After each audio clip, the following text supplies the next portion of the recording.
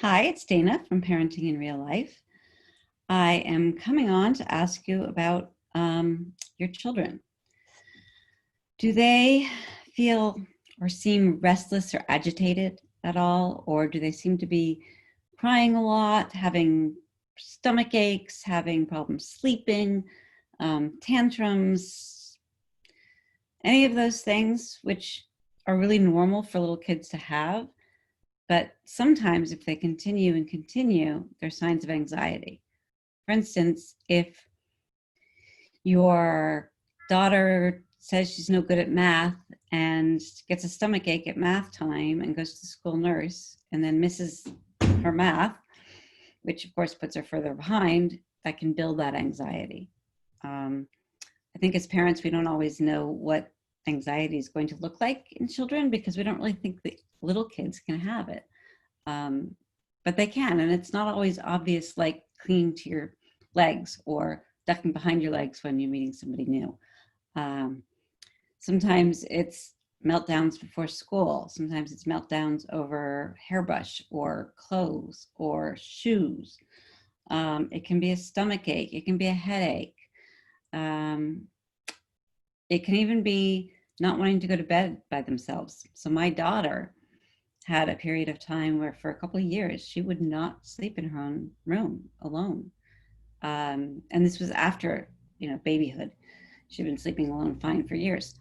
It turned out after a couple of years of trying to figure out what was wrong and helping her with different therapists and things like that, turns out we found the right therapist, and it was separation anxiety.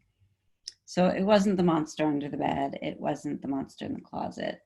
It wasn't being afraid to go to sleep for the dark. It was anxiety, and just manifested in a really different way.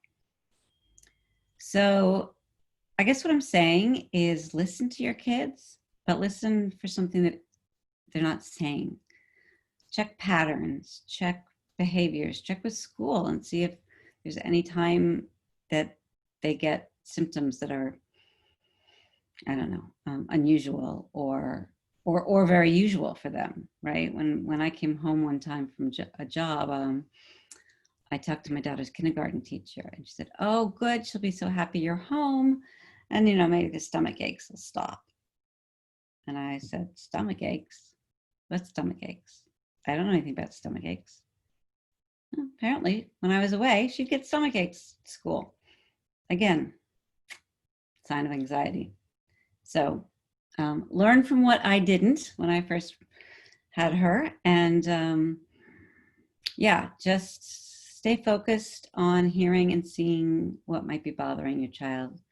And one last tip. If she asks questions a lot, like what if the plane goes down? What if there's a fire at the school? What if we have an earthquake? Those can be really good signs also that her natural curiosity has gone a little further and is actually manifesting as anxiety. So you might want to get them checked out from a doctor and see if there's something else you can do to help. That's it for me today. I hope everybody's doing well, and sign up for my blog if you want more tips, parentinginreallife.org, and hope to see you soon. Bye.